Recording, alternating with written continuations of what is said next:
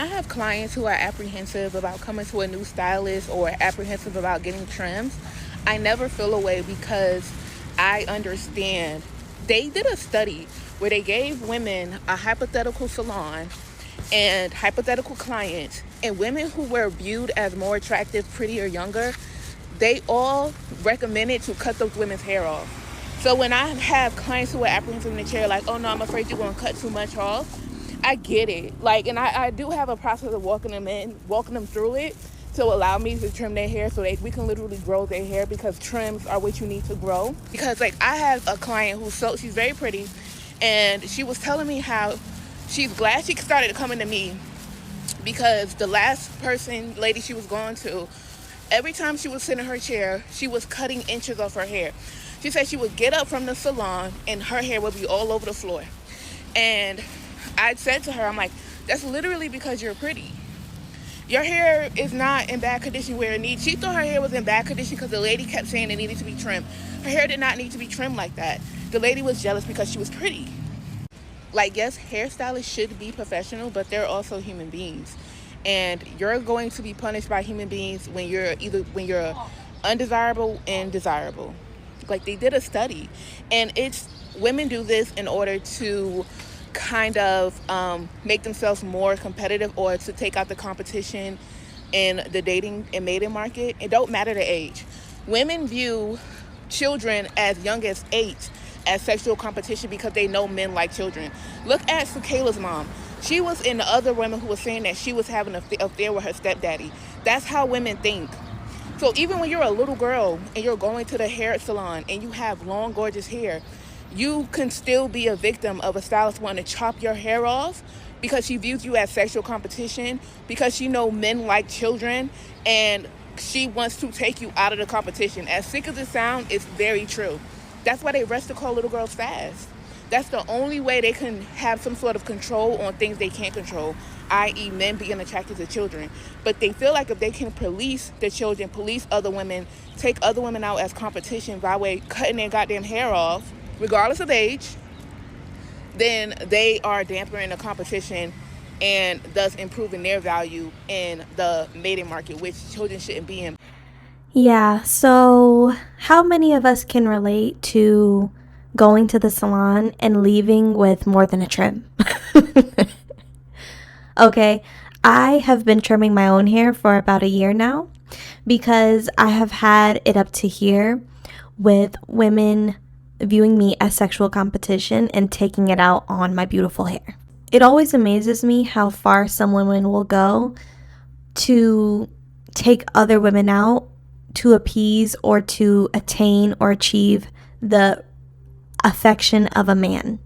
Most of these attacks that we as women experience from other women are fueled by other women's desire for male validation and male approval. There are tons of pick-me women. There are pick-me women in the nursing industry, in the cosmetology industry, in the beauty industry. There are pick-me women in law, in finance. They're everywhere, ladies. And when you show up into a space and you are trying to get a service from someone who is in these industries and they happen to be a pick-me, you will notice that they do not treat you like their other clientele. There are other clientele who are not threatening to them. There are other clientele who are not actual, you know what I'm trying to say, competition, or they don't view them as that. They treat them with the utmost care. They're treated with kindness. They're treated with respect. On the flip side, you walk in looking good. You are shining. You're glowing. Your beauty is radiating off of you internally and externally.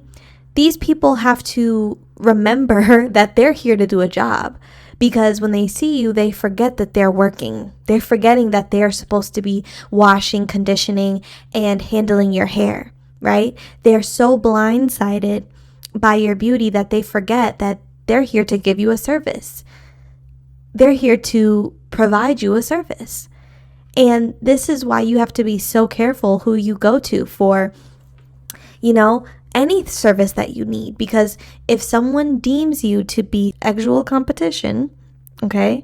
And they feel like men would like you if your hair was down your back, or men would like you if, you had this outfit or this. You can go to the store in the retail stores and experience the same type of weirdness and funniness. No matter what space you're in, these women are lurking in the shadows. And when they get someone like you in their good graces, they're going to try to sabotage you any way they can. I've experienced this even going to the store, right? I'll go to the store and I'll ask like, hey, do you guys have this item, or can you point me in the direction? Oh, it should be over there. Like, they don't want to help you. They don't want to show you where the item is. They don't want to walk you to it. They just want to give you some short answer to get you out of their face. But immediately upon them seeing you, within the first 2 seconds, they scan you and they automatically deem you as competition when it comes to male attention. And they immediately say, nope, not helping her. Nope, not gonna show her where she needs to go to get that item. You go to the nail salon, like literally I experienced this a few months back with this old Asian lady who was very ugly, right? Basically, I had to go to her because my normal girl was out of town and she recommended me to go to the girl right next to her that sits right next to her. So I'm thinking, all right, like it's going to be a normal day at the salon. I go walk over to the nail polishes to decide what color I want.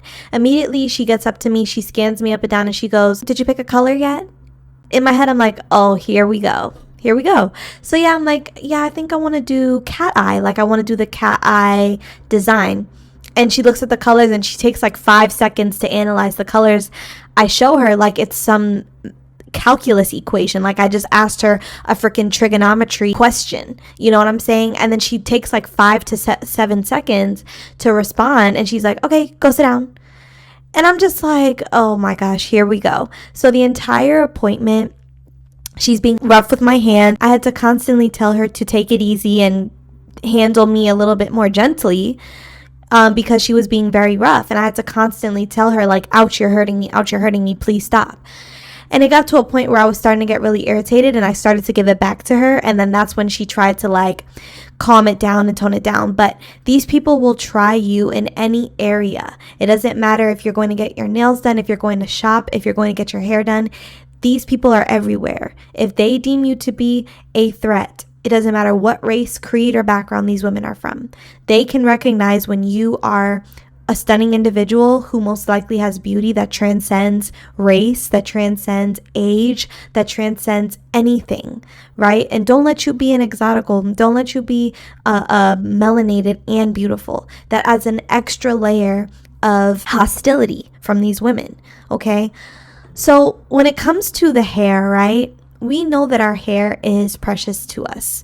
Our hair holds a lot of our energy in it. And obviously, in many cultures and in many societies, your hair has lots of value to it, right? We put a lot of our real estate when it comes to our beauty into our hair. We care for our hair. We want it to grow. We want it to be thick. We want it to be healthy.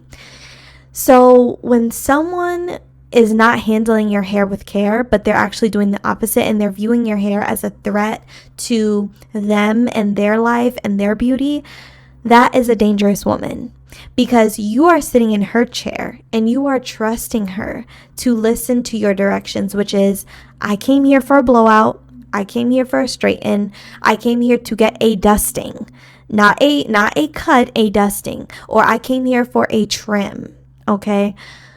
When they decide that a dusting and a trim turns into 2 and 3 and 4 inches off your hair, that is a sign that that woman is battling with a spirit of competitiveness. They don't understand that when you're giving someone a service, you have to listen to what they want. It's not about you. It's not about your feelings. It's not about your biases. It's not about what you're going through. It's not about someone left you for someone that looks like the girl in your chair. You know what I'm saying? It's not about any of that. You have to put your feelings aside, your biases aside, your internal conflicts and prejudices and biases and competitive spirit aside and service this woman in your chair. But so many times I hear stories like this one that I shared in the beginning of the video, where you sit down in someone's chair and you're wanting to get a small trim and it turns into a haircut. Why is that? because the woman doing the service viewed you as an actual threat. So many women think that, okay, if I cut her hair off, then men aren't going to be checking for her. If I cut her hair off, if I cut more than she asked for, then, she's not going to be as threatening. I can then try to catch up and grow my hair as long as hers. That's how a lot of these women think. And that's why I thoroughly believe that you should only go to hairdressers that have your hair length or longer. And I don't care how that makes anyone feel. I know people have mixed feelings about that, but that's my unpopular opinion. And I've heard a lot of people that agree with this stance, where it's like, I'm not going to somebody that wears a crunchy ass lace front. And I'm trying to come here to take care of my natural hair that's down my back. You think I'm going to come sit in your chair and you can't even take care of your own hair, let alone that wig that has 5-day-old wig glue on it and your lace is lifting and it's crunchy and you haven't passed a comb through it in 3 days? You think I'm going to sit my ass down in your chair and let you handle my hair when you don't even handle your own? No. And I don't care if that makes me seem elitist, or I don't even know what the word would be, right? I don't care. I am not going to put myself in a situation where I sit in a chair of somebody who has a buzz cut, who does not have my hair type, who does not understand what it's like to care for my hair. I am simply just not going to do that. That's like me going to a white hairdresser that has never handled 3C4A hair. What do I look like going to a hairdresser who has no experience with handling my hair? She most likely is going to handle it with not the best care. She's not going to handle it with care. She's going to be rough with it. And if she has some type of racial biases, she may do things to sabotage my hair. So if she could do it, why would I think that someone who does know how to take care of my hair but doesn't take care of theirs would handle my hair with care? I treat them all the same. I don't trust people who can't even grow their own hair, who are hairdressers, because what that tells me is you don't care for your own hair, so you don't know what it's like to care for mine. And you'll do things to sabotage the integrity of my hair. You will damage my curls. Like I've had, when I was younger, I went to a Dominican salon and they put some type of texturizer in my conditioner. And I remember having to grow out damaged hair. And then I went to a black salon where I had a gay hairdresser, a gay guy who nursed my hair back to health at 16 years old. And I stayed with him at that hair salon for 7 or 8 years. And I refused to go to anyone else because I trusted him. And it's sad that a man had to service me for many years and grow my hair out and get my hair to where it needed to be for me to see my hair actually flourish. Because he's a man. He has no reason to sabotage me. He has no reason to mess my hair up, to put texturizer in my conditioner, or to cut more than I ask him to cut. It is sad that we as women have to now think twice about, well, do I want a woman hairdresser? Or if I could choose, would I go to a gay guy and have him do my hair? Because I know he's not going to see me as a threat. I know he's not seeing me as competition. I know he's not going to try to, take more inches off of my hair than he should. But on the flip side, I can't really trust this girl who, may be from my community, but doesn't care for her hair or doesn't seem to like me. When I sit down in her chair, she's hostile with me. She's aggressive. She's rough. I'm supposed to trust her because she's a woman and I'm a woman. It doesn't always work like that. And ladies, this is a form of self-preservation, is understanding that these types of women are walking around in every single industry and space that you go into. They're in the retail stores. They're in the nail salons. They're in the hair salons. They're in the doctor's office. They're everywhere. They make you sit there and wait hours and hours and hours. I remember one time I had this girl at my apartment complex who worked in the apartment complex. And when I went in there one time to ask about something, I got this weird energy off of her that she was irritated by my presence.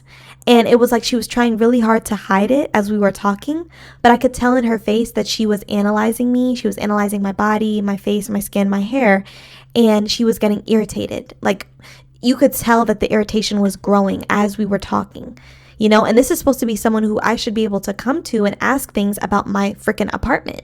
You work here as a leasing office agent. Why am I coming in here and being met with hostility and being met with this like hidden animosity? She wasn't hiding it well. I could tell she was trying, but I could also see through her, right?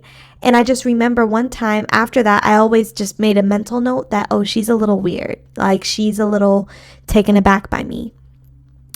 And so, months pass. I go in there because there's a package that I need to pick up that they had been holding for me. I go into the leasing office and I walk up to her and I say, hey, there's a package that you guys told me you guys were holding for me. I'm here to pick it up. She's like, okay, let me go get it. Same timid little act that she's putting on, but I could see through it that she was irritated by me. Do you know that this girl had me sit there and wait for about 7 to 10 minutes for her to rummage through the back room, which any other time I've gone in there and I've spoken to the manager that was there or any other leasing office agent, they walk into the back room and they usually can get my package within 1 to 2 minutes. It doesn't take long because there's not many packages there anyway. It only happens once in a while. So I immediately knew that she was making me wait purposely because she was irritated by my beauty and by my presence. And this is what I'm talking about, ladies. You are a leasing office agent. You have my package in your possession.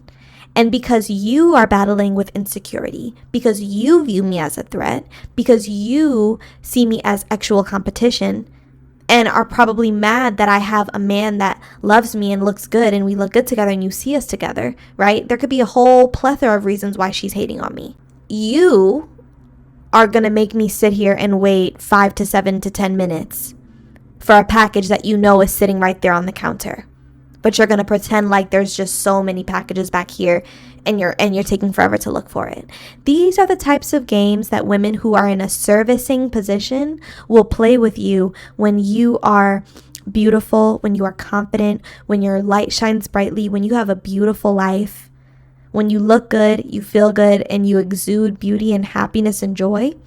Women in servicing jobs and servicing positions will utilize their position of power or their position of service in whatever job they have to flex their power on you or utilize their role to inflict you.